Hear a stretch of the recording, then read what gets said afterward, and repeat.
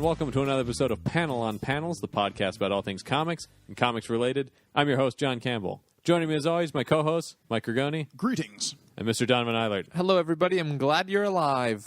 You're glad they're alive? Was there As opposed to the alternative? We've had a lot of weird listenership lately. A lot of people who aren't alive. Ooh. We've had to really crack down on that. We're getting into the zombie market. Well, here's the thing. We have this weird undead obsession going on right now. Uh-huh. They're playing it in crypts. Inadvertently, we're getting fans. We're getting a big play in sepulchers. It's great. Yeah. We're huge there. Which the reverberation is beautiful. Gorgoni, The you acoustics sound is- great. It's really- I grate her. It's Yes. really the way the podcast was meant to be heard. But we That's what just... I'm In saying. an all marble mausoleum. Yep. But here's the thing is we don't need people taking our opinions to the grave and beyond. Ooh. All Seriously. that for that joke. I'm not even joking. We don't want that. If you're playing us in a cemetery, stop right now. I don't care if it's the only time you have to listen to podcasts. What if we stop have a it. friendly gravedigger who's just like, this is the only time I get to enjoy my comic book talkings is when I'm digging the graves. Well, Because every other time he's doing paperwork and he needs to concentrate. we do have a few of those. Get some headphones. Or we'll buy you some headphones. If you're a gravedigger listening to our podcast out loud, we will buy you headphones. We can do it. All right. I feel like Contact us at panelonpanels@gmail.com. I'm sorry, everybody. All gravediggers. I'm sorry, I feel like everybody there's not going to be alive enough listening. that it's going to be outside of our budget to do that. No, and here's the thing. Everybody who is alive listening, sorry we had to take care of that order of business, but Had to be done. it's settled, and we're glad you're alive. All right. So today we're talking about. I guess you could link that to a certain extent with their underappreciated listeners. But today we're talking about underappreciated comic book characters. Yeah. All sorts. We're talking about Characters where you go, oh yeah, they're still a thing. yeah, but characters we think people should know about. Yes. Yeah, I think that this is one of the Any simplest questions? concepts. Anybody? A lot of time we have to explain. I'm like, I think that makes a lot of sense actually Sure. today.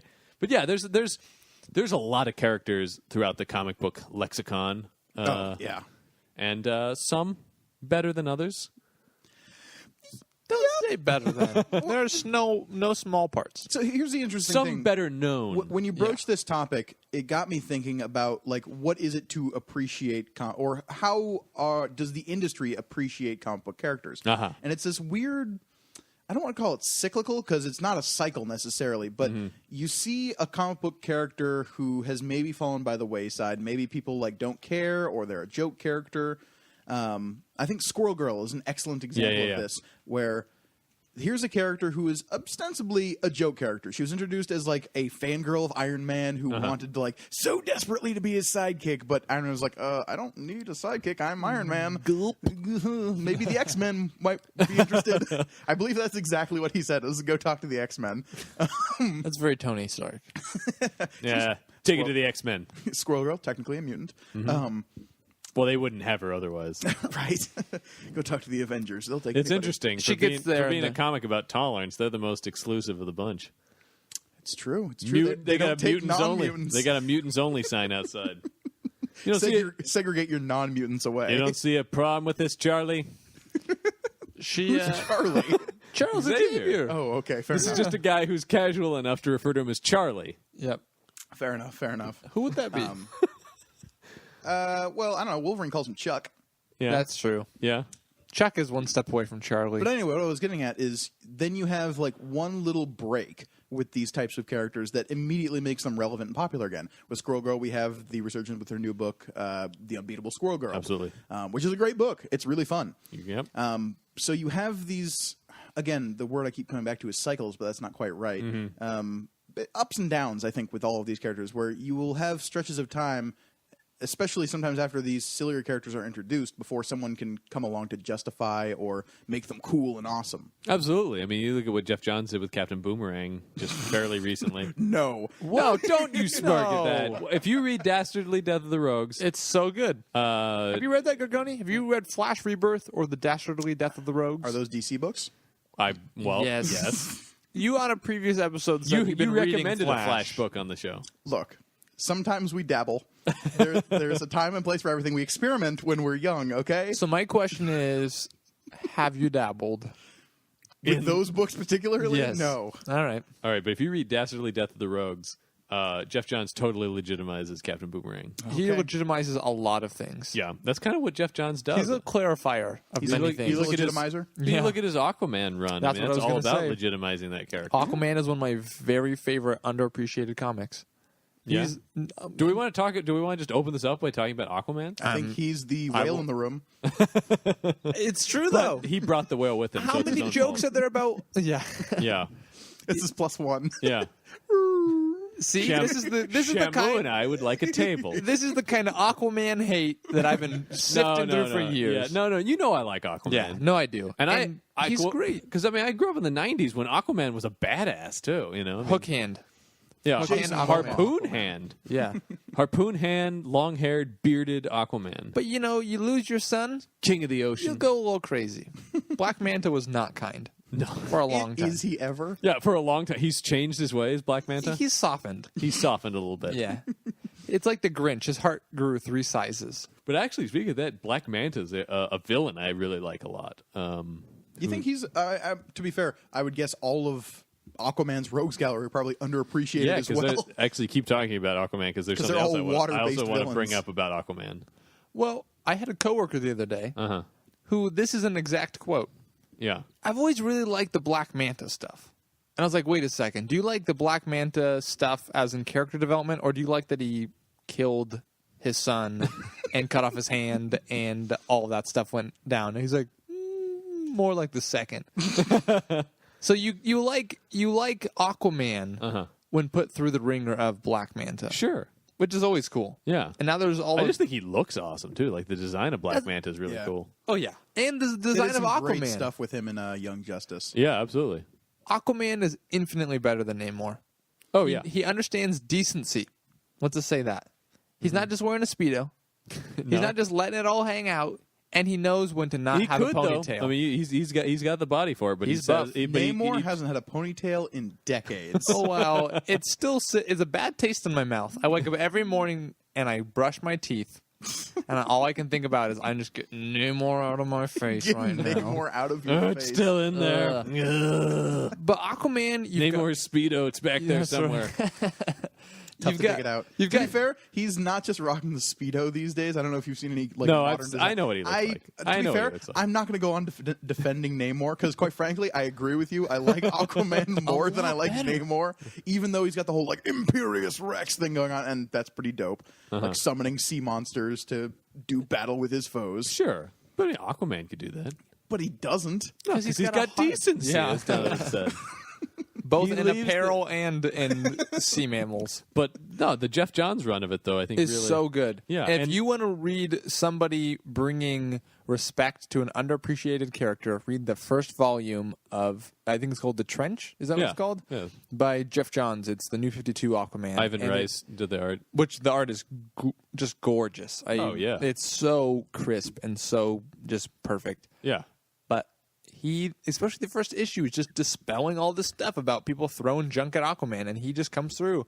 Why don't you go talk to some fish, Aquaman? Yeah, and he's just like, no, they're stupid. I can't do. Like, I just move. I can't. They have nothing to say. I Like, move them with my brain. Yeah, I'm it's like I mean, it's kind of like Ant-Man with the ants, where it's Yeah. like he can't communicate with them, but he can sort of like lead them around through impulse. And he's got this kind of compassion and this feeling for them, but that doesn't also make them equals with what he's with. You know, They're still a fish. they're still a fish. So first off, before we finish this episode, you need to read that yeah. comic. It's so good. We'll give you a moment. We'll get Okay. Yep. But How was it?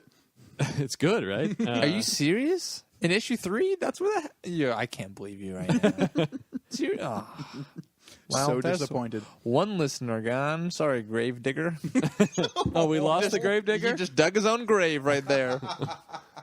I swear you mapped out these things long No. in advance. It really seems like a. These are some. These You are some, can't. That's the these are thing. some vaudeville jokes. Unless you've got a lot of PCP, you can't get these out, and I don't have that. Not a lot. Yeah, not right now. Not No. nearly enough. Neither of those things. He's just on a normal level of PCP at this Right, moment, Average dosage. like usual. It's residual. yeah.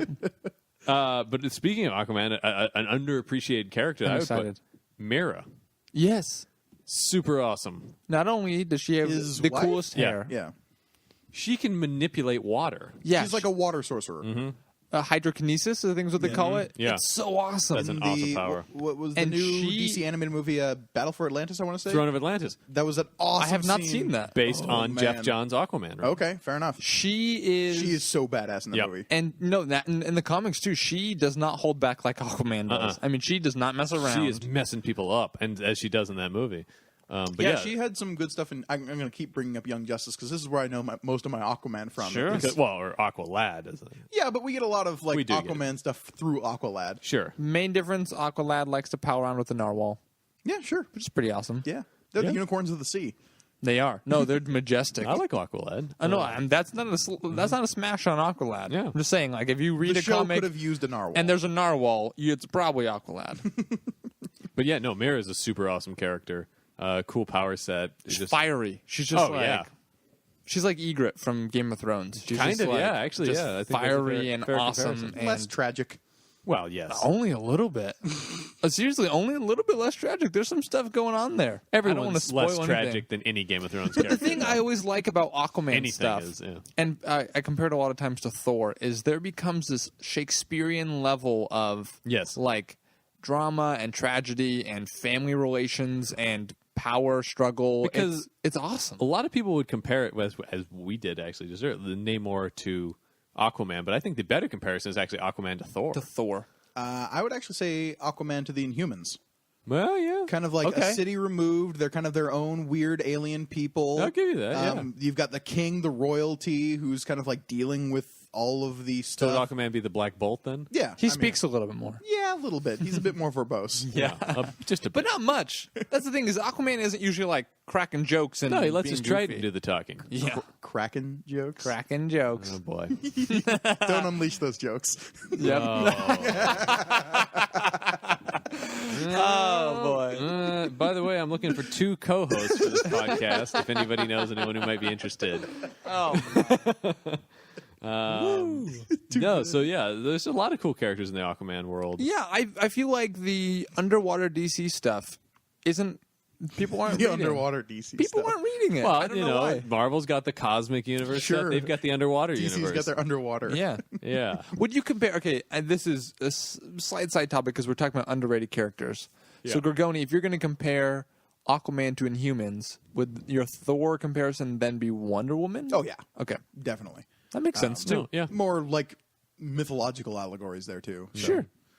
Yeah, no, that makes sense. I just wanted to that I think that works really well. Which is actually a strange segue because the underappreciated character I definitely wanted to talk about was Hercules, and that's way more in line with the whole like Greek mythology thing. But it's interesting. I feel like the Greek mythology representations in Marvel and DC are so, I don't want to say wildly different because you're kind of working from the same like base point.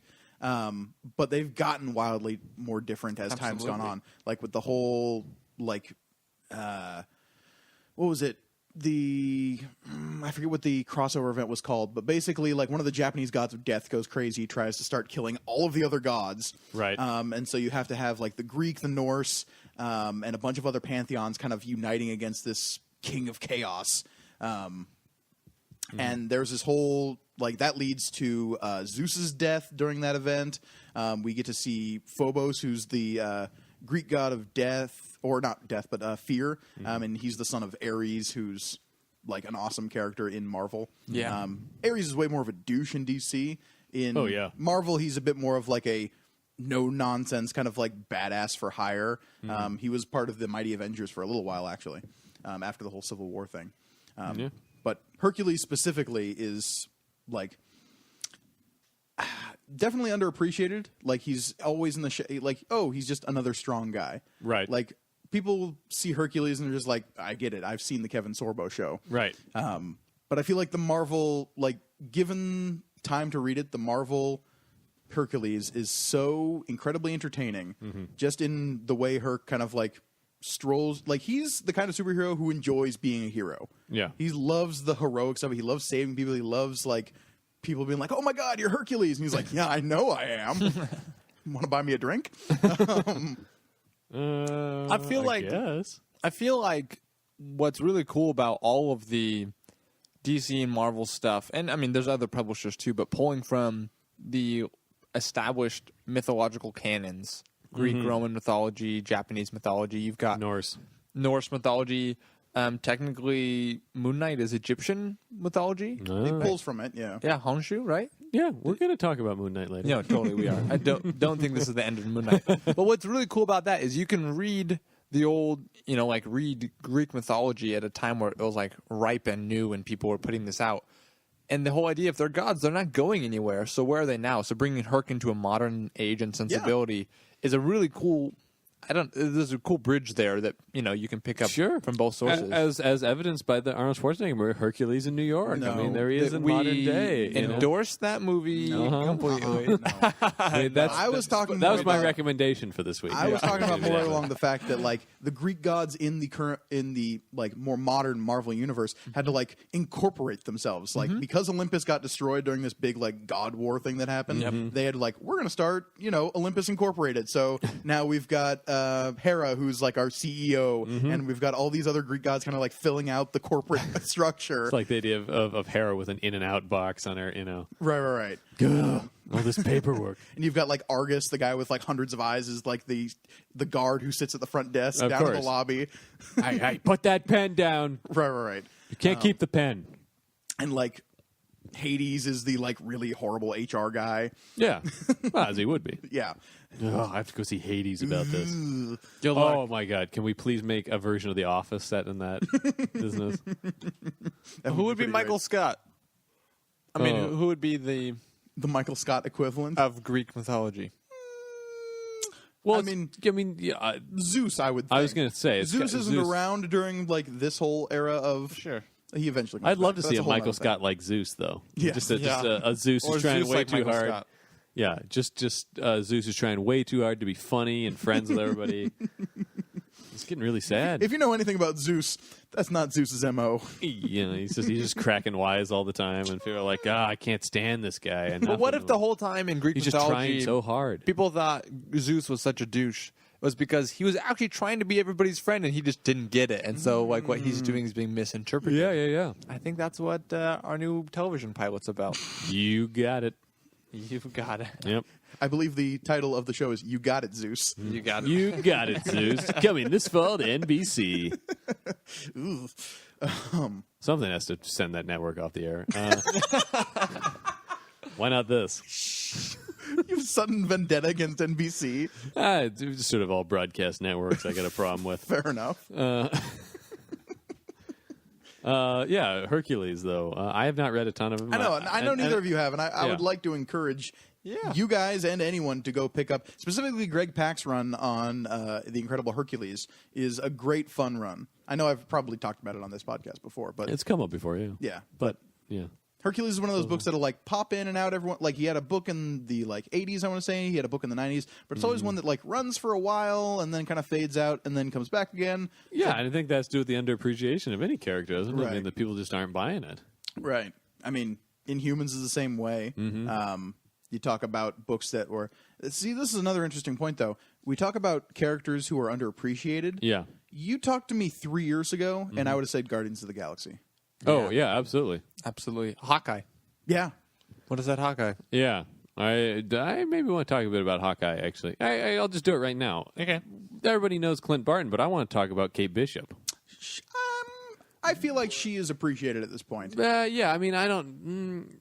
it depends on... This is another thing. Is how do we... Post how Secret do, War, how do we've we pretty much define- confirmed that she's Hawkeye from this point on. So I mean, I'm super cool with this. yeah, it's just... I don't know. I don't feel that the world at large really... I mean, No. it gets I into this whole think thing what- about how... Well, you're talking what- about the world at large. I mean, are you talking about just the people who are reading comic books? I don't know. That's what I'm talking about. What You're are we talking about talking people about? in general. Well, here's what I think the difference is. She hasn't been in a movie or a TV show yet, John. You're right. I mean, that's a think- perfect way, though, in some ways. To talk Yeah, about but some I of this don't stuff. think people who are reading Hawkeye are passing her over, right? There have sure. been people who have been reading DC Comics for years and pass Aquaman over all the time. Well, I mean, he's actually thought of as lesser. Yeah, people know I who he is. think I don't think Kate Bishop is underappreciated. I think she's unknown. I think just people haven't Sure. put their time and The minute energy into she's it. the minute she's starts being in an Avengers book, I think she'll become like wildly more popular. And I think as of people right now, like her she's right just now. been in Young Avengers and Hawkeye. Yeah. I think people really like her. And Young Avengers was like wildly successful, and she's like one of the main characters of that. Oh, of course, yeah. So I think she is appreciated. All right. But there's stuff like Animal Man, when they redid the New 52, Yeah.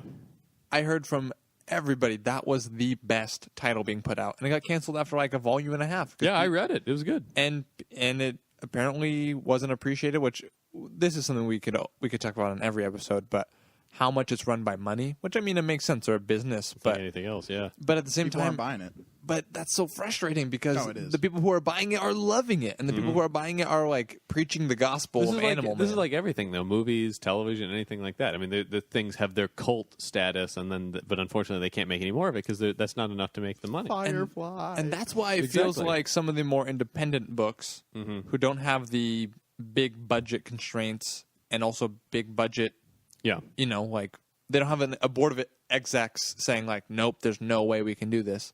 right. Like Image is putting out some crazy awesome stuff, and they're not selling as many books as DC and Marvel, but the ones they're selling, people Well, are I'd be loving. interested to see the numbers on that. Actually, It's close. It's getting closer. It's getting ever closer. It's getting closer, They're but projecting they could overtake DC within 5 years. Holy shit! really, Yeah. but it feels like Netflix. Like you've got the idea that they can put anything out on Netflix they want, and they've already got the people subscribed to it, so it doesn't really matter. The viewership isn't as important as. I mean, it's somewhat important, but yeah, it's It's not different- as important as like putting out an NBC show, right? I Right. mean, they put them all up at once, and you get to like devour it. That's the other thing I love is when they are able to finish something before they right. like. There's no audience participation, and it's all the creators, and they see it through the end. And if the audience hates it, that's fine. But how Yeah. often It's not fine. It's not fine, but it's different than like, oh, we changed this character. This character's now. I'd be interested to see a comic book approached that way. Like, see a 12-issue run of a comic book done before even the first issue comes out, and then, like, Yeah. see what happens. You mean like the author or the writer and the artist do all the work and then still release it one issue at a time, Yes. but it not changing at all? Right. I think that's an awesome idea. I think that's a I really just good don't know idea. what would happen in the media of comic books. Yeah, I mean, I don't. They do that. It's called a graphic novel. Sure, and they only comics come out once a month. There's way too much time though for them to look at what people are saying and then start making changes. That's true. That's true. It's just not. Yeah, No, I mean, it would be an interesting experiment. I'm not saying it you'd should have to become put the it. new You'd have to put it normal. out weekly or something Right. else to do that. Which there have been a few weekly comics. Which yeah. would be awesome. Or Batman Eternal. bi-weekly. A bi-weekly comic. Yeah, sure. You know, well, it's 6 52 months. is certainly a weekly comic, hence the 52. Right. Yeah, I don't know. It's an interesting idea though, because the approach is obviously so different, and the lead time is so different on a comic book. But it also requires a lot more work Yeah. to a certain extent. But getting back to what we were talking about in terms of like how do we define character appreciation? I Yeah. guess because you're talking about it coming down to the money most of the time. Is that a way of how we're gauging an appreciation of a character? Yeah, I mean, I think Unfortunately, that's kind part of of what we it. have to. I mean, the other thing is too, just how many appearances is this person making? But that could be dictated by that as well. Right. Like there was that time in the 90s where it's like put a Wolverine in any book and it will sell. Yeah, exactly. Just any Wolverine, anyone will do. Because Now there are multiple ones. a character, one of the first characters I thought of for this, and this when you talk about 3 years ago, you would have said Guardians of the Galaxy. I feel like I'm going to look back on this and say the same thing, but that's Stephen Strange. Yeah. Yep. No, you're absolutely correct. But Ant-Man. Ant-Man's starting to, but Stephen Strange. Ant-Man's always been in the comic zeitgeist, though. Think about how many Ant-Man specific titles there have been, Lots. but that people are reading. Lots. I mean, I'm not He going was to make always you been a name mainstay them. of like the mainline Avengers title, which is the centerpiece of Marvel. But Hank Pym or Scott Lang has always been in the center of that. Yeah. I feel like people weren't talking about it. He was in every crossover event. He's been involved in every like big Avengers storyline. There was even like the irredeemable Ant-Man stuff. There was like Kirkman. Yeah. There was like that character. I forget the character who's the thief who stole the Ant-Man suit and worked for Norman Osborn. Is that O'Grady? Yeah, O'Grady. That's his name. I can't. What's his first name? I have no idea. It's something O'Grady though. Right. But his like whole thing in Dark Avengers was really fun. Like, I feel like Ant-Man's been, like, there's a reason that movie was about to be announced first. But Stephen Strange has never consistently had his own title. No, this is true. Which I think is very interesting. Because he's one of my favorite characters in Marvel. Remember when he has a badass cape? Anyone and now who an rocked the cape. axe. Yeah, Yeah, the now new he's got an stuff, axe, he's so got an I'm on axe. board. yeah, but it just this is a character who, whenever he shows up in something, it's so awesome. It's going to get weird and cool. And I know he's a favorite amongst writers and artists. People love to draw him, people love to write him, but it seems like the public the comic readership doesn't seem to really want to embrace a Stephen Strange book. I mean, he they was a big made- part of Bendis' New Avengers there for a while. That's the thing. He's been a part of these things, but for some Right. reason, him on his own, he can't maintain the title. I They think that's made gonna the change. smartest That's what I'm saying. marketing Am I- decision and casting decision ever. Benedict Cumberbatch. I mean, there's Yeah. like, No, it's a who's going to perfect grab choice. attention? I don't even. I mean, I'm not going to say he's going to be the perfect Stephen Strange. I'm saying him playing Stephen Strange is going to pull immense audiences. Sure. I like- mean, you got the Sherlock fangirls for one. Yep. And boys. And Fair boys. enough, fair enough. I mean, he was Khan. People know who he is. Sure. I mean, yeah, I think that's what I'm saying. This is probably like one of my This is last gonna opportunities to talk about him as an underappreciated This character. is going to blow up. Because like Guardians of the Galaxy, if this movie's as successful as Marvel thinks it's going to be, you're going to see Doctor Strange everything. I wonder how big Black Panther's going to be. Yet another underappreciated character we could talk about who's probably going to blow up in a big way. Who's writing the new Doctor Strange? I'm looking it up right now. I don't know. Because I've seen they are starting a new Doctor Strange Yeah, series makes sense. post Secret War. Well, and also, I mean, I'm sure the movie's I'm sure- about to start shooting, so that would also... Oh, Jason Aaron's writing it. he's good. And Chris Bacalo is doing. I know that name. He's done Uncanny X-Men, and he did the Incredible Hulk for a while. He's doing the art. Oh, that's really cool. Awesome. Yeah.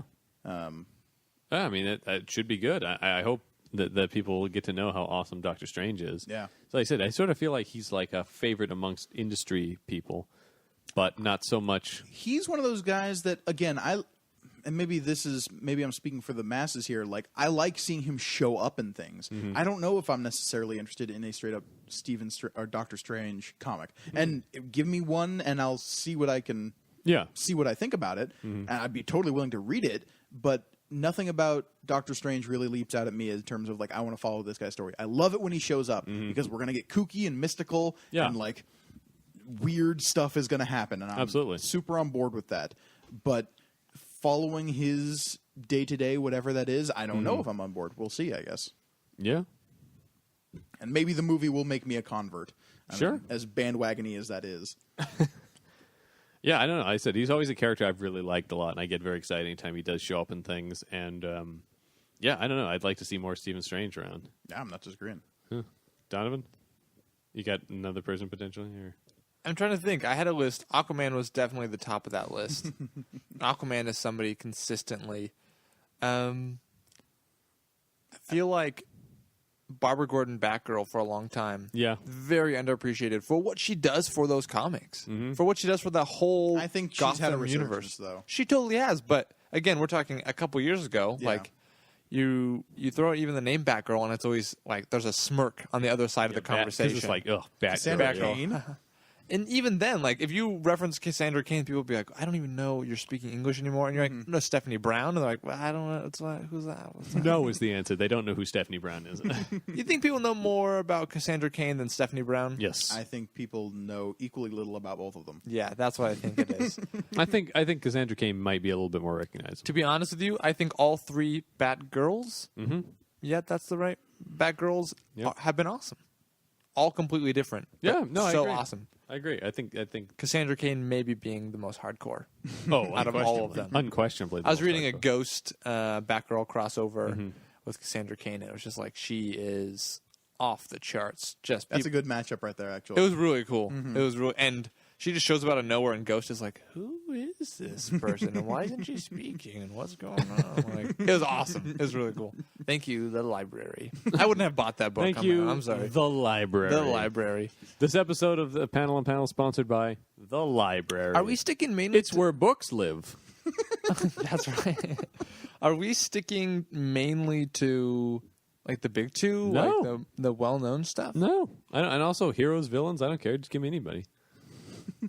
I mean, I think you find in the big two a lot of characters that have fallen by the wayside Because they're putting out a lot more because they're stuff. putting out a lot more stuff. And they've got that longevity too that they've right. accumulated. I characters read with. a very interesting article on IO9 the other day. It was about, I actually have it right here. It was about, so we all know Carol Danvers, Miss Marvel. She's about to get her own movie. Yep. What we don't necessarily know is that she is not the first female character to be named Captain Marvel. Is that right? Monica Rambeau was. I know that name. She's been a character in Marvel forever. Back in 1982, she was introduced, and this was right after the whole original like Skrull Kree War thing. It was after the original Captain Marvel had died of cancer suddenly. Yes. And so the name Captain Marvel was not being used. So they And in the comic book world, I mean, somebody has to use it. right, exactly. Well, specifically, there's a whole long sordid story with the name Captain Marvel in the like rights war between DC and Marvel. Huge battle, yeah. But so yeah, basically Marvel was looking to give a character the name Captain Marvel, so they were technically still using it, which is sad because they introduced this awesome character named Monica Rambeau. She was one of the first like black female superheroes to be introduced in a mainline Avengers comic. She led the Avengers for a little while in the 90s. Wow. She later went on to go by the name of like Photon and what was the other name? Pulsar. I think I know Pulsar. Yeah, and like the thing is, like this is a character who's constantly had her name changed because Marvel doesn't quite know what to do with her. Sure. So it's hard for people. Like she's kind of a fan favorite character. And I've like as soon as I was going down the list and reading this article, I was like, oh yeah, I've seen her in a couple of things. Yeah. And I recognize like the character design and stuff. I'll show you a picture. You got like her in the white suit. Yeah, absolutely. Like, you'll kind of be like, oh, that character. Sure. I know that name. Like when you said Monica Rambeau, I'm like, oh yeah, I know who that is. Right, and like there's a better picture of her with like the big star on the chest. She's been in some of the cosmic stuff as well. But yeah, she's like a tough as nails, kind of snarky, like awesome, like strong female character, and she just keeps getting tossed around the Marvel universe a little bit. Right. She's apparently going to be a member of the like the Ultimates post Secret War because that book is still going apparently. Okay. But with like Black Panther and I want to say Captain Marvel, there's going to be a bunch of people on that team. Cool. But it looks to be a cool book. I feel like most of my list you guys hear on a weekly basis. Yeah. We've talked about the Elongated Man before. Yes, we have. Yeah. We've talked about my love for, let's see, there's a lot of people that you guys just shake your head, smile like I'm an idiot. But there are Howard the Duck, right? No, I don't back Howard the Duck. I brought up Moon Knight for the Avengers. Oh, like, yeah, actually, Dream yeah. Avengers. Moon Knight's a character I wanted to talk about. We are never smiling and shaking our head at Moon Knight. I love Moon Knight. I think maybe it was just the Avengers stuff, but Moon Knight is I think we were just surprised that he was an Avengers member for you. Who is reading Moon Knight, though? Like, I don't think a lot of people The are. current run of Moon Knight is so good. It's so good. I recommended it a few episodes back. It's really a great run. Who's But writing no, it? I believe Moon Knight is one of those a little underappreciated Well, it was Warren characters. Ellis kicked it off, and then I can't remember who took over for him. Cool. But it's really good. Yeah. But yeah, I think Moon Knight is one of those characters who you ask anyone who has like a passing interest in Marvel, probably their infection vector was the movies. Yeah. But they've maybe read a smattering of comics since then, and they're like, Moon Knight? Oh. Yeah. Right. You And see, then as you start to unmixed. explain Moon Knight, it gets really crazy. Yeah, well, that's the hard to problem with some of explain. these characters is trying to explain them to people. It's like, no, you don't get it. But he's got multiple personalities, but it's also kind of mystical. and Right. he's maybe came back from the dead, and It's interesting. yeah. I mean, he's a fascinating character to me, and a really cool character that I've seen people do some awesome stuff with. I feel like the other person for years I was talking about, and people would just have no idea, was Daredevil. Daredevil consistently has been. Or in they knew that Ben Affleck movie. Most people didn't even remember that was a thing. Thankfully, Good, they like yeah. just forgot that existed. But Daredevil is like, I mean, he's a little bit more street level. Yeah, than well, people. so is Moon Knight. I mean, even Oh, yeah. as mystical as Moon Knight is, he's pretty street level. But both those guys are so cool. Yeah. And so interesting, like down to the core. But again, it comes down to once we have a TV show or a movie, it seems like once we have a highlight in the mass media for these characters, especially these really interesting characters like Daredevil, I think a big one here coming up is going to be Jessica Jones. Yeah, absolutely. I think she's a character who is like long been kind of underappreciated. Like she's definitely a fan favorite in the industry. Like you were talking about before with Doctor Strange, like she shows up in Avengers comics all the time. People clearly like using her, yeah. Right, exactly. But I think she's going to give a much bigger spotlight once the show drops. Of course, yeah. Well, assuming it's good. Fingers crossed. I can't imagine it's not. It's got David Tennant. Yeah, I don't know. It's got David Tennant. Yeah, it does. It does have David Tennant. That's in the thing is I can't As the imagine. Purple Man. which is awesome. That's Right. really cool. Luke Cage is another one I feel like. Yeah, I feel like at one time he was a really No. popular character. Like during the whole Power Man, like Heroes for Hire thing? Yeah, or I mean, even when he's introduced back in the '70s, he was. I mean, he was sort of the blaxploitation character. I of feel like he Marvel. kind of maybe fell by the wayside a little bit, but then had a resurgence in the more modern Marvel era. Like he's definitely a very popular character now. Oh, unquestionably, yeah. I mean, he's led how many Avengers teams at this point?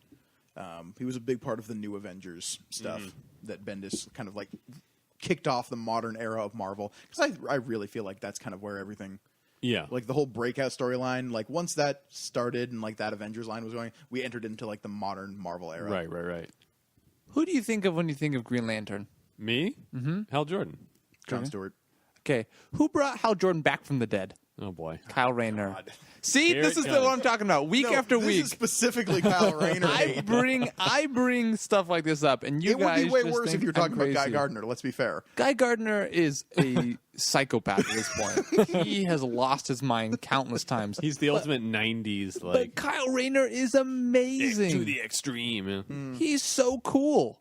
Yeah, He's kind of like Guy Gardner is kind of the Lobo of the Green Lantern Corps. I just was thinking that. Yeah. The main man. Yeah. You know there's a new Lobo comic out and Cullen Bunn's writing it? There's Really? a new Awesome. Lobo comic, but there's not a new Kyle Rayner comic. No. Just People don't want that. just destroys me. Why?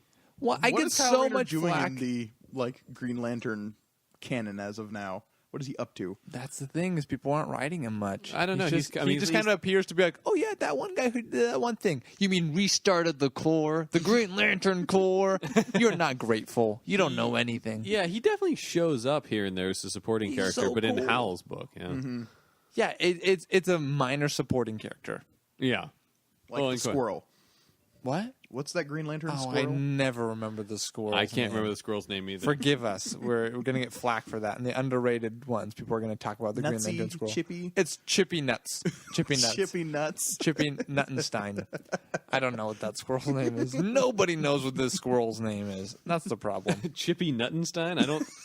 I'm going to go out on a limb and just guess that's definitely not the name. Really? Yeah. That doesn't seem like a regal name of a Green Lantern of Chippy- the squirrel people. Chippy Nuttenstein, right? Yeah. Green Lantern of Sector. That's right. That's it. You've got Kronk interpreting. Oh, dear God. What? You don't like Emperor's New Groove, John? No. Its name is Chippy. Its name is Chip. Oh, I was so there close. you go. That's short for Chippy Nuttenstein. Chip of Hleven. Clevin. Hleven. Fair enough. Does he have a H different... apostrophe L V. Okay, here's the fun stuff. Does he have a different oath that he says? Because there's a lot of them from Yeah, different I'm pretty sure he's like, planets or- all right. No, they all say the same oath. Don't No, they don't. Black as night. Dead on, Gurani. No, some of them say different ones because there's ones who like are blind or ones who don't have the same. Shall color- escape our sight. Ooh, that color would be. scheme. Yeah, can't do that. There's to the one blind characters. No, there's one that has. It's all about like sounds. It's all like an acoustic. Isn't that just a One. different way of speaking them? I mean, that they're all basically the same. Yeah, but does he have a different one? Does it mention pecans? Yeah, quite Does a it bit. mention the Clevin I specialty feel like of okay. pecans? Here's what I feel like right now is we're doing a thing of like no, we understand and appreciate all comic characters, and we want to highlight ones that are forgotten, and then we're bashing on this squirrel guy. I'm not feel saying like we there should are stop. certain I'm just saying. characters that are worthy of bashing on. I know, That's he a whole does- nother podcast. He does not have his own. Okay, fair enough. Like, there are characters that are forgotten and legitimately awesome and should be restored. Yeah. Or, like, brought to glory. Like the elongated man, Kyle Rayner. Sure. But then there are characters like Chippy McNuttenstein. Yep. Stein, I apologize. Who, like, it's a Green Lantern squirrel. What do you guys feel about like Huntress? Oh, I love Huntress. Take her or leave her. People don't talk about Huntress. Huntress is an awesome character. She was I'd put really her- cool in, like, the No Man's Land stuff. Yeah. When she, like, first showed up. She was really Yep. cool in like the Tim Drake Robin run from the early '90s as well. Yep. She's great in the Gail Simone Birds of Prey I was just stuff. gonna say, yeah, Birds of Prey. Yeah, So good. You need to read that. she's a cool Have character. you not read that? Read of Like Minds. That is a great comic. Like, I read her Batgirl stuff. I didn't read the Of the Like Birds Minds Prey. is like It's really good. Yeah, so good. And all the stuff. I mean, all the stuff after that. But yeah. there's people like Huntress who have been around in comics forever. Like in Earth 2 and Earth 1. And there have been like, she was Batman's daughter for a while. People forget that that was a thing. What? She was Helena Wayne. What? Oh, She yeah. started off as Batman and Catwoman's daughter. What? That's from an alternate universe, isn't that the thing? It just Earth 2? Yeah, wasn't Earth it? 2, yeah. But not. Ugh. But in Earth 1 and Earth 2 in the DC continuity doesn't feel like alternate universe. Like Oh, you get to yes, like It was Yes, Crime it Syndicate. Does? you get to like Earth 35 and then you become like a weird.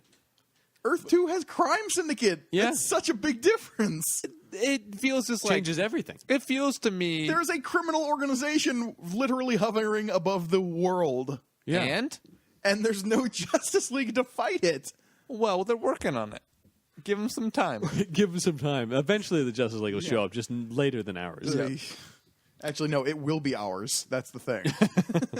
I think both Hawkman and Hawkgirl. Hawkman, Hawkgirl are characters Forgotten. I like.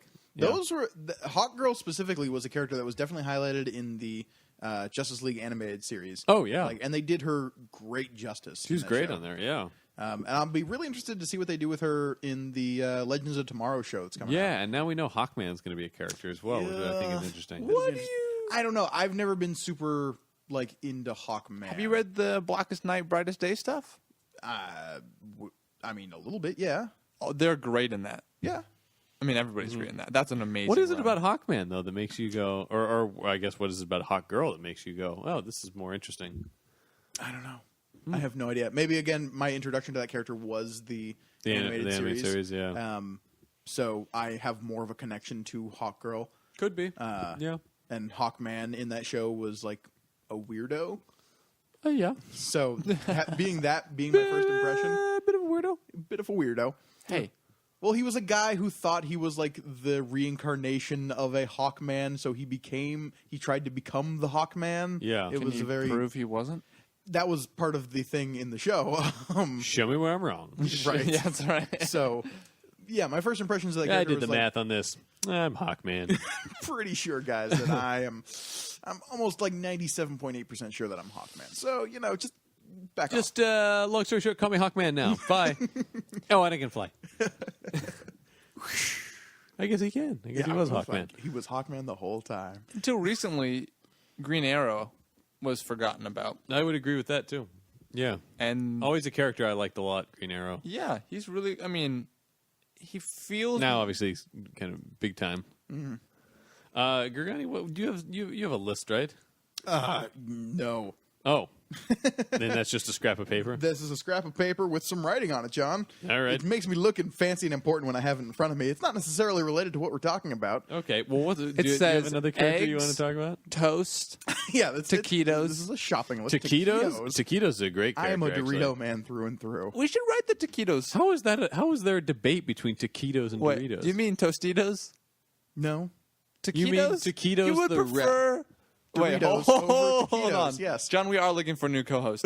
Yeah. You prefer the chips that are almost nacho cheese or almost Cool Ranch flavored to a tortilla stuffed with all the goodness that money can buy. Okay, here's beans, what's going on in cheese, some my kind of psyche right now. meat, Would you like me to break it down? peppers. Go for it. Then I fried. worked at a 7-Eleven for how long, guys? What was it? 4 years? It was 6 years, John. were I you worked in in the store the for Phantom Zone? 6 years. You know what I thought? I thought 5 years. Too long.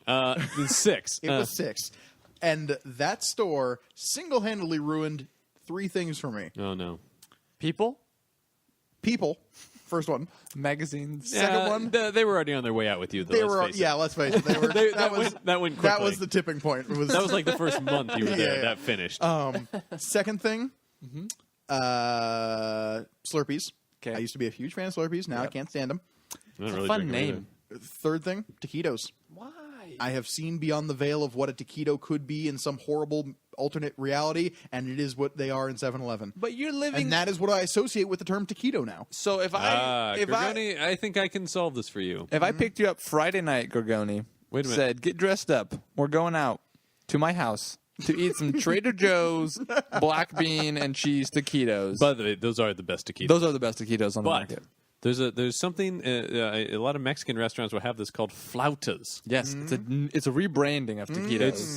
It's an upscale taquito. Okay. And you don't have to call it that. I think you might actually enjoy a flauta. Is it like the sliding scale between taquito and burrito that's somewhere in the middle? They're not much bigger. Some would say that they are exactly the same, and by some I mean people who I've spoken to who speak Spanish. But for his purposes, completely different. They're completely- while but they also are remaining different. exactly the same. I will try a flauta. Yeah. I will avoid taquitos like the plague. Okay, Got it. that's fine. The other look thing for I feel flautas. like is you never see flautas at Costco in a box of 90. But taquitos you do. Right. Jose Ole. Yeah, exactly. Flautas? No, you don't. Yeah, exactly. I've but only ever seen them taquitos. on a menu. Yeah. Fair enough. But All right, we just saved it. Thank you, John. other than that, other underappreciated characters. I mean, there's bunches of other side characters that I could talk about. Like, Yeah. you talk about characters like She-Hulk. Like, you talk Yeah. about kind of not necessarily ancillary, but characters who spawned off of the backs of other characters. Sure. You talk about She-Hulk. You talk about, like, Elektra, who kind of spun out of Daredevil. Yeah. It's surprising to me that I'm naming all female characters, but this is sadly true. No, it's very true. Miss Marvel was this way for a long time. I really liked all the Miss Marvel stuff. Like, recently she's gotten popular. There. That is the Kamala Khan. With Kamala Khan and Captain Marvel with Carol Danvers. But when Carol Danvers was Miss Marvel, like all through the 2000s, I was reading that book. It's a great book. I forget who's writing that. I don't one. either, but that was a good book. Yeah, and then she went on to like lead the Mighty Avengers after Right. Civil War, and I was like, yeah, Miss Marvel, finally. Sure. But she was a character that up until recently kind of went by the wayside as well. Absolutely. Or at least I feel like it was. I mean, it was sort of an unknown, but then Captain Marvel, I think, really started that, and then now what G. Willow Wilson's done with Kamala Khan. Oh, yeah, and Miss Marvel is great. Yeah. Has really revolutionized that character. But She-Hulk specifically, I feel like, has always been one of those characters that has people go like, oh, so it's just like a woman version of the Hulk, and it's like, no, you're not getting like she's a lawyer and she's like doing super crime and stuff. It's she's a bit of a tough sell, though. It's- You even have to say no, it's true. Now, I mean, here's the thing. If you pick up a good trade of her, though, I'm it's not not saying- a I'm hard not- sell. Dan Slott's Yeah. She-Hulk is amazing. It's I'm not saying that there's not good writing in it, but I mean, even if you can get somebody past the female version of the Hulk and you go, well, she's a lawyer. What? But Daredevil's a lawyer. Daredevil's not a giant green person, though. She's not a giant green person all the time. but in some of the best runs, she is the thing. Like Yeah. she chooses not to But be she's power not ever. But she's not a Hulk in the sense of like I'm no, big and I lose all of my brains. I understand now. these things, but I'm saying as we're trying to pitch this No, to it's people, true. It's true. So what is sounds your pitch silly. for the She-Hulk? What is my pitch for the She-Hulk? Yeah. Oh well, I mean, I've never heard of the character. I don't know what comics are. that's what. Well, we're gonna have to. Let's say that you know what comics, But are, you- because that's gonna change a lot of things. I understand maybe the vague concept of comics. I don't know. wanna- I feel like I'm probably not the best person to. How would you pitch it, Gorgoni? You're a I bigger would She-Hulk say fan it's than I am. it's a story about a like woman who has superpowers who's trying to make her way in the world. She also is a lawyer, so she's dealing with like a bunch of I don't know, both discrimination by being a like superpowered person and discrimination in a field that like kind of like I want to say puts women in like a secondary position to men, like in terms of lawyering and stuff. There's definitely sexism in. When you're out there that lawyering kids, you know, just Well, I don't know how else to put it, but Here's what I feel like practicing it is. law. practicing law. Fine. Is it's this? I'd say, do you like Ally McBeal? Add superpowers. No, I mean, That's not a bad description. That's, To a certain that's extent. actually not a bad description because a lot of the She-Hulk stuff is really funny. Coming this fall, David E. Kelly's She-Hulk. Oh, that wouldn't be terrible, actually. He tried to write Wonder Woman. I don't know why. She-Hulk seems way more up his alley. Yeah, absolutely. But yeah, I mean, I think certainly an underappreciated character or a misunderstood character at the very least. And in the same vein, we have characters like X-23, who's like the female clone of Wolverine. I do love X-23. And she's great. Like, Yeah. And she's going to be the she's the new full-time Wolverine. yeah. And Old Man Logan's her like mentor, which is awesome. Gosh. I mean, There's not a better idea. the thing is, there's some characters who I feel like have. We talked about this a little bit with Luke Cage. Like, have had their bouts of being appreciated. Comes in like ups and downs. I think Kitty Pryde is a character like this for me. Yeah.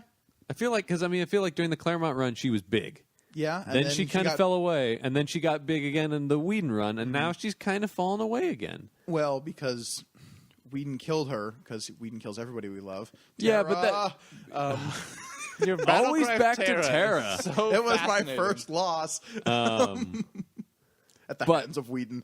He had killed people before that, but that was the first. That was the first one I had seen. Okay. Fair enough. Whedon had killed before. He had killed before, and he would kill again. Oh yeah. Why? Yeah, this last summer he killed somebody. So Quicksilver. yeah, there you go. Was I gonna say? Oh, but yeah, Kitty Pryde. Well, yeah, but even in Astonishing X-Men, that doesn't. Right, but what I'm saying is the reason she's not as popular now is because she ended on such a huge dramatic note as being killed off, sacrificing herself to save the world. Right. And that was such an impactful end to that character. When they brought her back, everyone was like, really? Like, you're kind of like undoing a little bit of I mean, that. I feel like Bendis. I mean, yes, but then stop reading comics to a certain extent No. I mean, Superman broke death in comics, Sure. so like I just assume everybody's coming back always. Sure. And whether that's right or wrong is a. But I you mean, can do that and still like be respectful for that character and what happened to them and their passing, Yeah. and have that death have impact. Whereas this was, I forget how she came back in the comics. She was just like, and they found her on that space bullet, and she was fine. Mm-hmm. Was basically it. Yeah, And it was just like, okay, and now she's kind of running the school. yeah. I mean, I'm not up current with X books, so I don't know. Last I had read of the Kitty Pryde. Bendis stuff was like her and Wolverine were running the school. Okay, and It's like- her and Wolverine was like a fun. Shadowcat and Wolverine, that was a fun run. Yeah, absolutely. I feel like there are Do a anybody lot call of... her Shadowcat anymore? Really? No. I do. And she has a dragon. Lockheed's Lockheed. the best. Lockheed is the best. So There are a lot of X characters that I feel like... Actually, he's no Lockjaw, but yeah, Both, if you put Locke in a pet sidekick name, golden.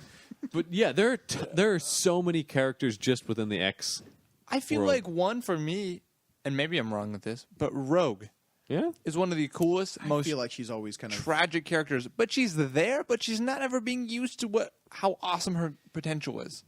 Right? true. I feel like She she's kind can. of She's got super strength. She can fly. in a lot of the she's X-books, super she's sassy. One of the main characters. I feel but like, she can't touch another human being, except know? for Gambit. except for Gambit, which is another character that I'm like, I want more Gambit, but not Channing Tatum. Ugh, I'm not excited for that. I'm willing to give him the benefit of the doubt John, here. stop it. Just stop it. I'm with your saying blasphemy. I'm willing to take a look at what he's doing as Gambit. I'm not. I'm Yeah, not. all right. I want Sawyer from Lost, and that's it. He already said no to doing Guess it. what? I say yes. Donovan Eilert says, "Too bad. That's right. Get in those weird fingerless gloves." You know what? I would Oh, prefer the blue boots from the animated series. right. Shouty. I would prefer 90% of the characters on Lost playing Gambit before I would prefer Channing Tatum. Even the guy who played Hurley. Hurley? I would take him. Garcia is Gambit. Saeed? I would take Saeed. Jin. Kate? I would take Evangeline Lilly. Jin. I would also take Jin, yeah. Jin or absolute- Sun or Oh both. my gosh. What? That blows my mind. I say yes to that. I don't even know what that means. That they're both playing it, but We'll figure it out. And Ben, is that the... yeah, Michael Emerson, Yep, I would take him. I'd take Juliet. I would take all of them. Elizabeth Mitchell. I'm taking it back. There's Speaking of literally nobody. characters playing multiple people. There's Yeah. one character I would like to bring up, which and this may shock you because it's a DC character. the multiple man? No, that's a Hold Marvel on. character. Booster Gold. I was going to talk about Booster Gold. Which Nathan Fillion just said that he would like to play Booster Gold in a movie. That would be so awesome. Time travel is great. Booster Gold's a great character. DC's got a lot of time travel characters. That would be the thing with Booster Gold is you could have different people playing Booster Gold at different points in his life. That'd be so cool. That's true. So you have Nathan Fillion being like kind of like late middle-agey Booster Gold. You get someone to play like early 20s Booster Gold. You have someone to play old man Booster Gold. Yeah. Think You about have Chris baby Booster Pratt. Gold. Chris Pratt is young to, like... Yeah, The man early can't do 30s. everything, but Yeah. yeah. I know. I'd rather- I'm just saying. We're probably not going to be in a DC property anytime soon. Do you think that Nathan Fillion is going to be in that? Like, what do you think the chances of a Booster Gold Of him movie? actually playing Booster Gold? Probably not. See, that's why this is all like in our dreams. I think he has. I think he actually does have a good chance of being the greatest American hero, like he really wants to do. But That'd be cool. yeah, Captain Hammer, you mean? yeah, that's what I'm talking kinda about. the same. Captain But no, Booster Gold's a super fun character. You've got the time travel element. You've got like again, like what I like about Herc is the kind of grandiose, like he loves being a superhero kind of Right. vibe to him. Well, hence he uses his time travel abilities to make Right. himself a superhero. Right. Yeah, Which is awesome. that's a cool idea for a character for sure. He's kind of the pompous, like, I went back in time to convince all these rubes in the past that I'm a superhero Yeah. with the future tech that I have. Fillion really would be right for that attitude. Oh, he totally would. Yeah, but no, Booster Gold's a really cool character. What do you think? Well, how about Blue Beetle? Cool. I don't know if he's necessarily underappreciated. Awesome car. Is there a current Blue Beetle run? I don't even Not know. that I know. know. Not that I know. I just think it because I always sort of put those two together. Yeah. I mean, they don't always have stuff together, No, but they have in the past had I- titles together. And I'd stuff forgotten like that, they were kind of like, they were kind of the Deadpool cable of Yeah. Marvel for a little Blue while. Beetle or- and Booster Gold. I used to read that comic when I was a kid. Was the Blue Beetle Booster Gold comic? Which was it I've- like more Batman-y Blue Beetle, or was it weird biosuit Blue Beetle? No, it was more Batman-y Blue Beetle at Where that he's time. got, like, this all the was, gadgets this and was like stuff. late '90s. Yeah, I don't even. I'm trying to remember anything about that run, but I do. I just distinctly remember reading that and being like, "These characters are cool." Yeah, Booster Gold's a lot of fun. I don't know much about Blue Beetle, actually, so Yeah, he's definitely underappreciated in my book. there you go. Yeah, he's a cool character. Who else we got? Now we're stretching, John. Oh, come on. Well, are there any underappreciated characters you think in stuff outside of the big two? Dracula. Never can have enough Dracula. He's everywhere, though. I don't know if he's underappreciated though. It's just that you want more of him. I want I more feel like Dracula. I feel What's like the every difference? Halloween I see Dracula. Sure, I want more. Give me year-round Dracula. Year-round Dracula 365. There's the That's title the of name of my blog. oh my. Dracula 365. Yeah. I subscribe. You should too. It's getting better. It's getting better.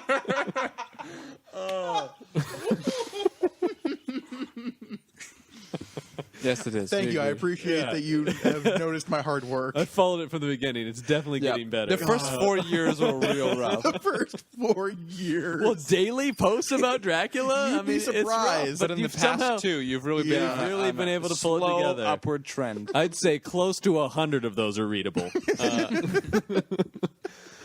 Yeah, you do love Dracula. I don't really know how underappreciated he is. He's kind of a pop culture icon. Yeah, I just don't know if he's necessarily taken as, I don't want to say seriously, because even then we get things like Dracula Untold that maybe takes it a little too seriously. Yes. Yeah. How about we have a little fun, guys? Yeah. Let me ask you this then: ideal Dracula. What's the Dracula you like to see? Whether it's already something that exists, like you could just say, "Oh, this version," or something. I like to see Dracula, modern day, Okay. but he's still Bela Lugosi Dracula. Okay. So he is somehow trying to maintain his, like, I am the Dark Lord of Transylvania in a modern setting. I find that so entertaining and awesome because he's still he's still Dracula. Vampire out of time. Yeah. What we basically- do in the basically, shadows. What we do in the shadows is a little bit of that. Yeah, yeah, That movie's exactly. so funny. Yeah. We recommend that movie to anybody. who hasn't Absolutely. seen that Absolutely. I just watched it again the other day. It's so Oh, good. it's- I want to buy it on Blu-ray. Yeah, I just got it. on Endlessly Blu-ray. entertaining, Yeah, that movie. it's fantastic. For me, Christopher Lee is the eternal Dracula, Sure. in my opinion. Just as a note, if we're going to talk about Dracula, But like, Not a I Gary loved Oldman him guy? when he I showed do up. really like Gary Oldman as Gary Dracula. Oldman Dracula is really cool. He really brought a pathos to the role. in the Klaus Kinski version of Nosferatu is yeah, that's really terrifying. good. Werner and awesome. Herzog, man. So good. We could just talk about vampires for the rest of the Okay. podcast, but Here we go. I don't think vampires are underappreciated vampires. That one from John Carpenter's Vampires. He was pretty cool. Gogoni, will you put somebody? I'm surprised you haven't brought this name up, but somebody like John Carter of Mars. And I think he's an underappreciated there's character. kind of running titles, but only because Deja Thoris looks good on a cover. I feel like Actually does. And I feel like that's literally what's selling that comic, which makes me feel Sometimes. a little uneasy. Of like, come on, guys, this is a legitimately amazing story. Yeah, I don't know. I have such a soft spot for it, but at the same time, I get that it doesn't. It is such a pulp story that with modern aesthetics to storytelling, I feel like it is a little bit out of time unless you have an appreciation for those types of stories. Like, it's gonna feel hokey and antiquated a little bit. I feel like Well, it's there's also- room now for the.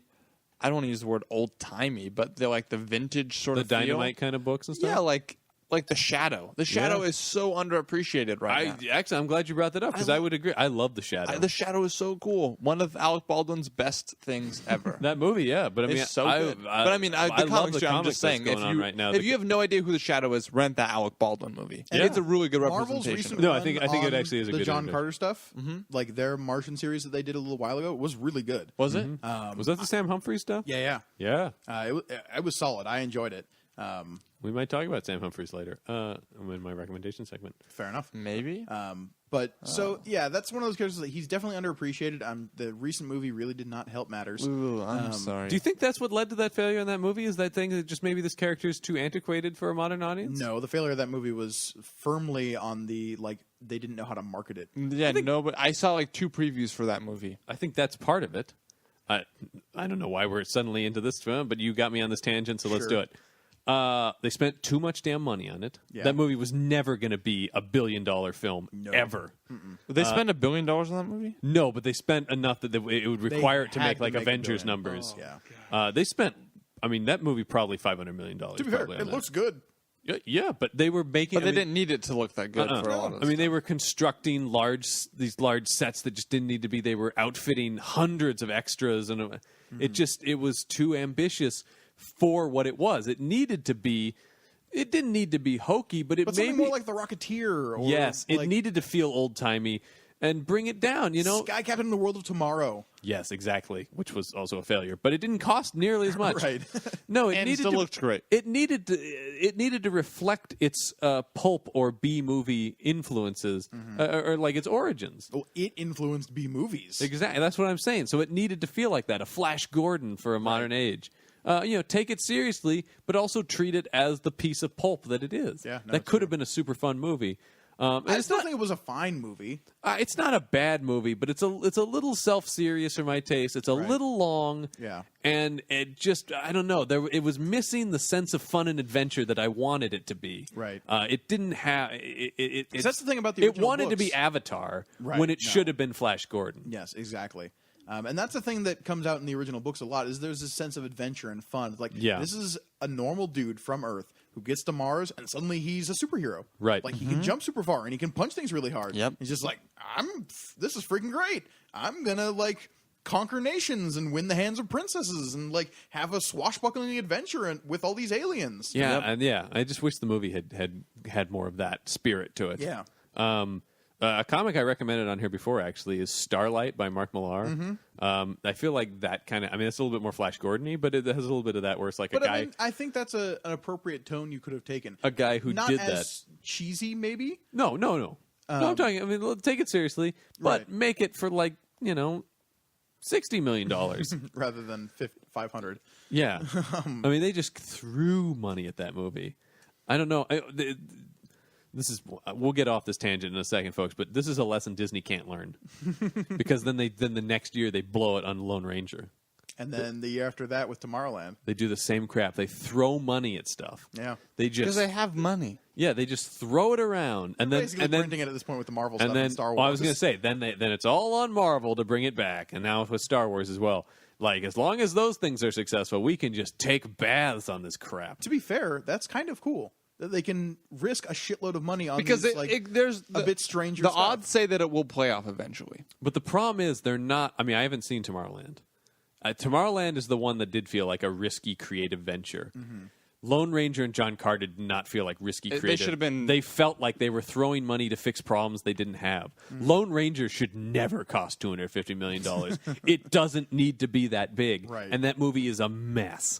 It's just chaos. It's a mess. When you could just make, once again, a stripped-down, cool Western action movie. Yeah. It didn't need giant CGI train sequences. No, it's true. They don't. That's the thing. They're throwing money at stuff that they don't need to throw money at. I can't speak for Tomorrowland. I've heard several people say it's good, actually. But that is more like, let's do something cool and original, as opposed to, let's take this old property and try to make it into a modern blockbuster, when it's something that very much belongs in a more old-timey sensibility. But I think that speaks to this whole concept we're revolving around about appreciation in terms of you have this sense of nostalgia that works with appreciation. Yeah. In terms of you'll have people with kind of not even their own memories of a thing. So like Lone Ranger is a perfect example. Yeah. Of everyone kind of knows what the Lone Ranger is. Yeah. Like lone man in a mask. He's got an Indian sidekick, Native American. If you show people an image of Lone Ranger and Tonto, they'd be like, that's the Lone Ranger and Tonto, regardless of what their connection to it really is. Right, exactly. Probably say hi-ho silver away. Blue shirt, black mask, white hat, and then Tonto. In whatever, because I'm saying Tonto's a little less But consistent. attempting to capitalize on that cultural nostalgia, I guess, for lack of a better term, Yeah. is a mistake that I think so many companies have made time and time again. Right. Not just with things that we love, like the Lone Ranger and John Carter of Mars. Right. But I mean, the thing about it, too, is like, if you're going to capture nostalgia, capture nostalgia. Don't try to make the Lone Ranger into a modern thing. Right. Keep him where he belongs, as a serial character. Yeah. I mean, John Carter's the same way. Exactly. This is a big riff that we've gotten off on, but No, but I this is a good thing, though. There are so much with the pulp, with Shadow, Lone Ranger. But this is what Rocketeer. Dynamite has been doing a great job with. They're doing it better, but they're still not. I mean, they're not selling the books that they need to like bring. The thing is these They're fairly- stories should a lot be of these books these are fairly stories simple. should be money in the bank. Well, should sure. they be?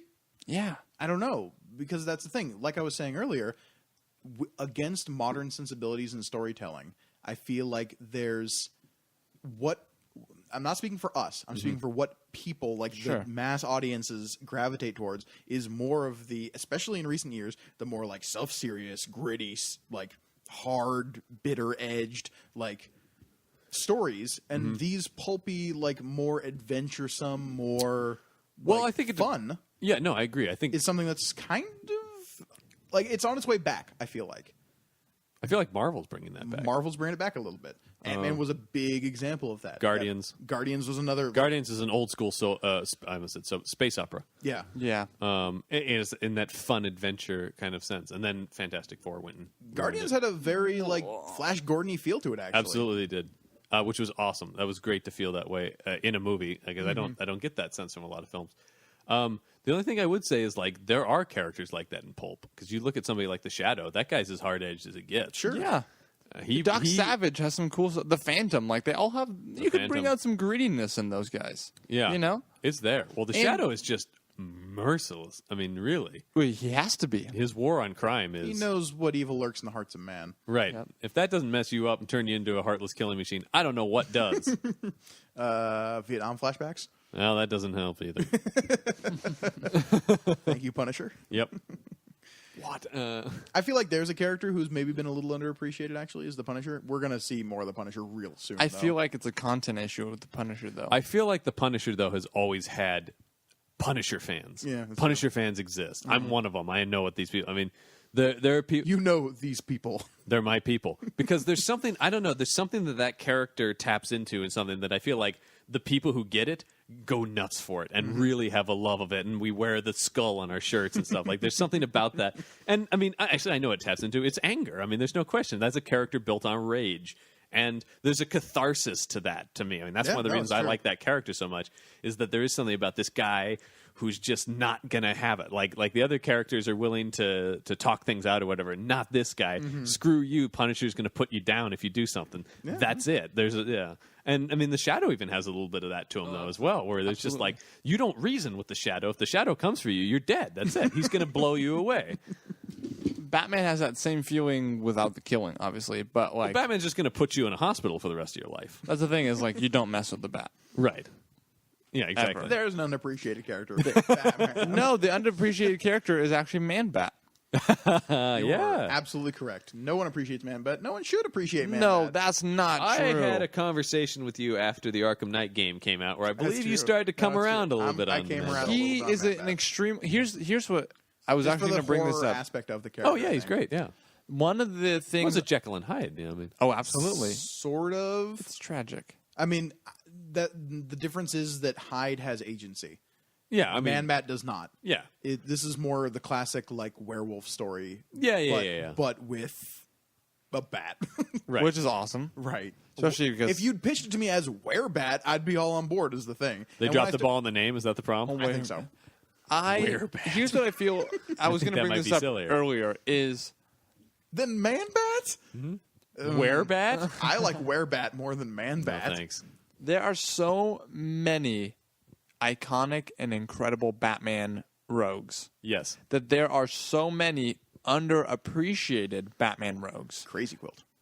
I was going to go more like Killer Croc, Yeah. Clayface, Mr. Freeze. A lot of times, like he's there, I think but he's Mr. not. Freeze is. I think well amongst appreciated. comic fans, Mr. Freeze is a But favorite. but the thing is Batman has permeated further than that. That I feel like anybody in the world right now should be able to name 5 Batman villains, and I think you get 2, maybe 3.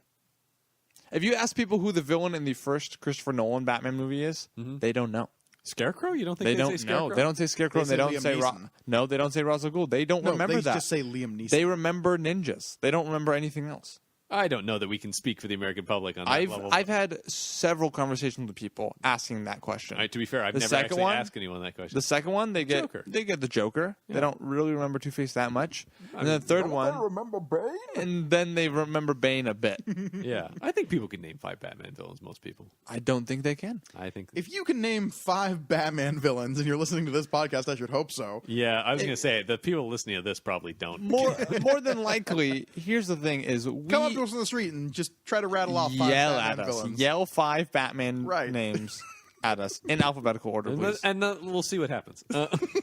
What we You may actually flee. what we would actually appreciate is we have been talking about underappreciated characters. Yeah. There are several characters that we have not covered that I'm sure we appreciate. Just a few, though. Just 1 or 2. Just 1 or 2. We've covered the majority of them. And And the there, like 6 that we've actually gotten to. and Before there we are started talking about the Lone Ranger and John Carter.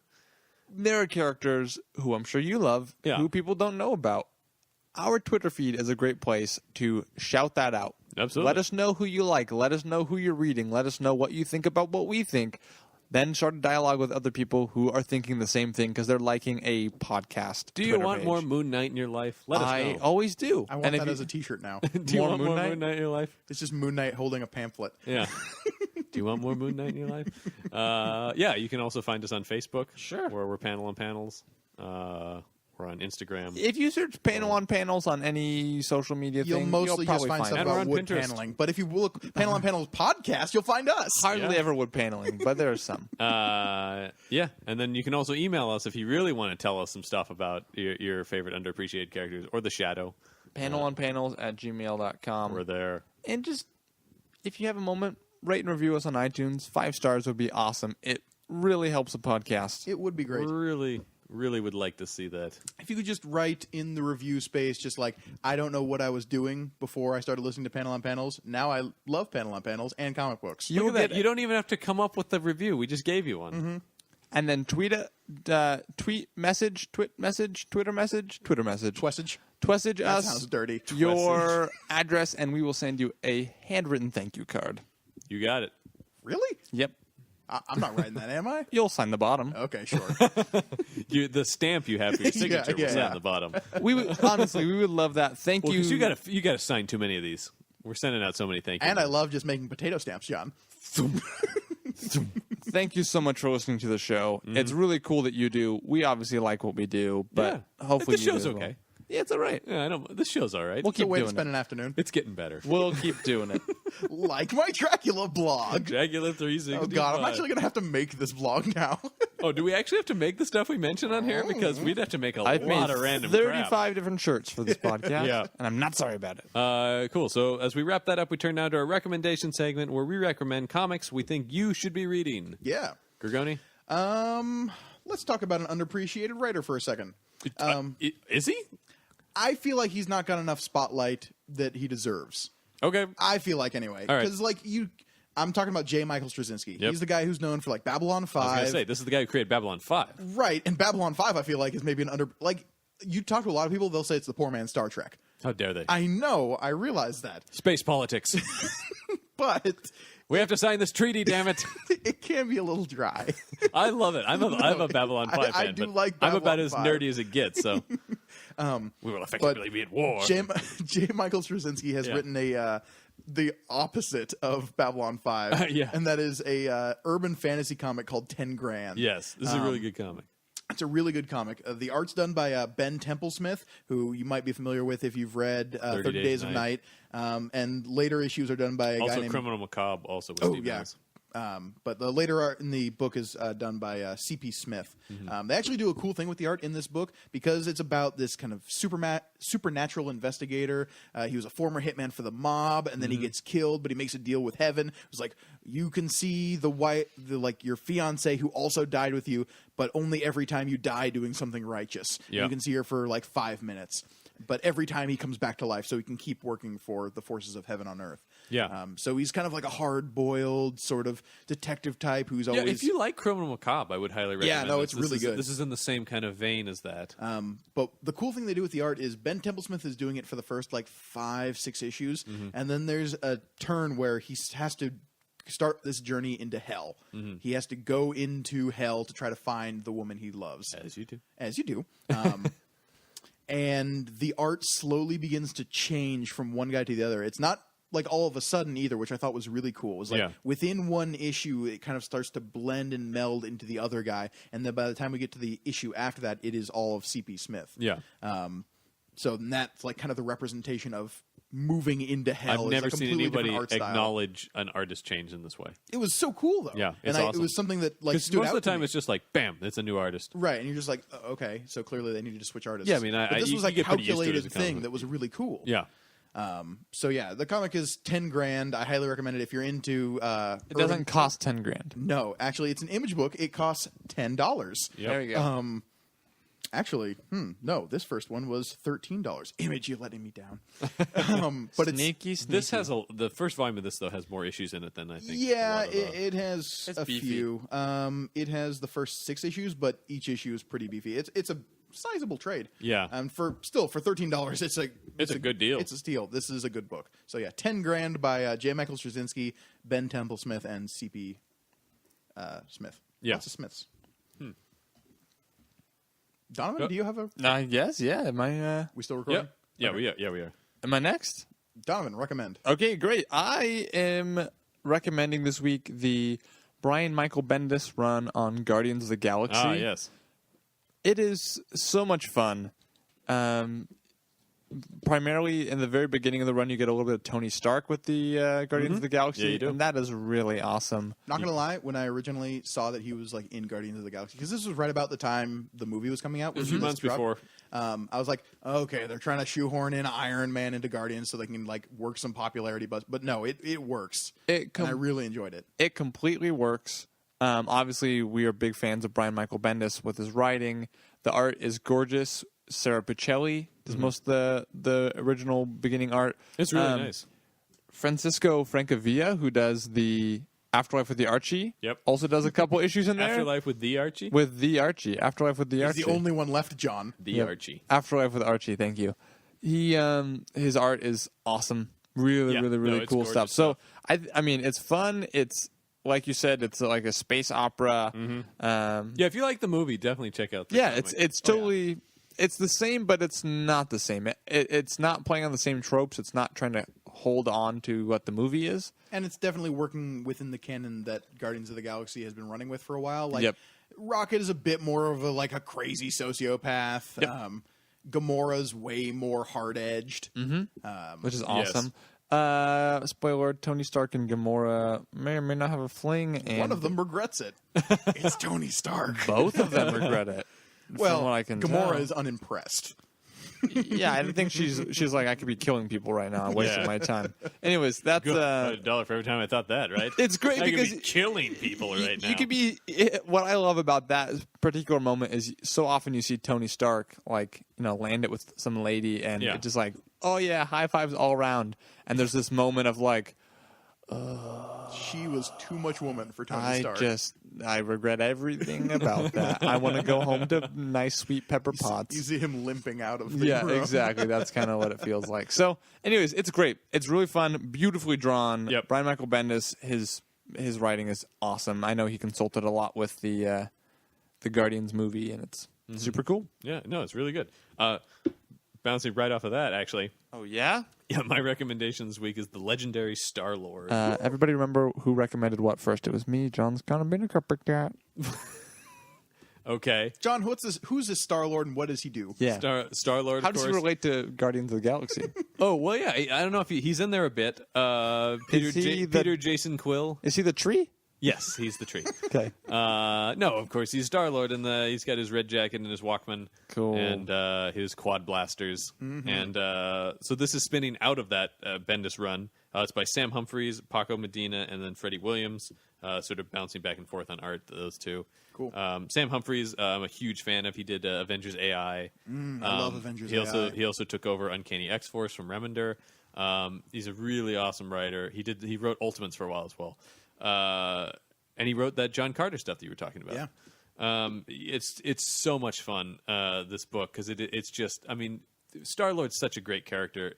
He's a character I really like a lot. And to see him, and he's just going around getting into shenanigans and stuff, you know. Does that have a lot to do with like the interplay between him and his dad? The first volume, very much so, is all about. Well, basically, he finds out he has a half sister. Whoa, Yeah, and then she claims she's the rightful heir to the throne of Spartax. interesting. Because I've been seeing a lot of the promotional Guardian stuff for after Secret War, and it has like a female Star-Lord, and I was like, what's this all about? What's going on here? He's got a half sister. Okay. Who's pissed? Yeah, I should hope so. Nobody likes Jason of Spartax. Because the guy's a douche. Yeah, exactly. And so basically, she shows up to kill Peter Quill, and then it's like, wait. We both think our dad is a dick. Like, let's do this together. Oh, okay, yeah. Awesome. And then it's super fun. There's also him trying to work out his long distance relationship with Kitty Pryde. Oh, all We right, talked they're a about Kitty- thing. They're a thing. It's cool. But he's in space. I love this thing where he's talking to her on a hologram sort of comlink thing, and she's at the school, right? And she's like, "Where are you?" He's like, "Well, I'm kind of in jail right now." And but he's just, "You're kind of in jail? A little bit. I'm going to get out of it." I'm a little bit in They jail. forgot to take off my boots with the rockets on them, so I'll get out of this real quick. Just wanted to call and see how you're doing. You know, That's awesome. yeah, it's super fun. It's very much, if you like Star-Lord in the movies or in the Bendis comic, this is that. There's a lot of that snarkiness. He's and a lovable rogue. he's very much a lovable rogue. It definitely has a Han Solo kind of vibe to it.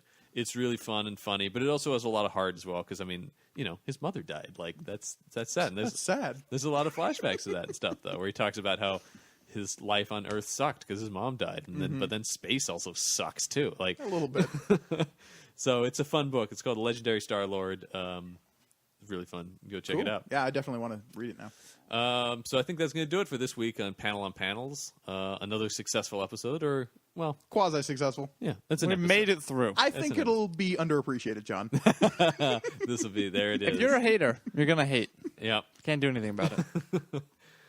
All right. So for Panel on Panels, I've been John Campbell. I am currently Mike Gargoni. And I will always be Donovan Eilert. Keep reading comics, everyone.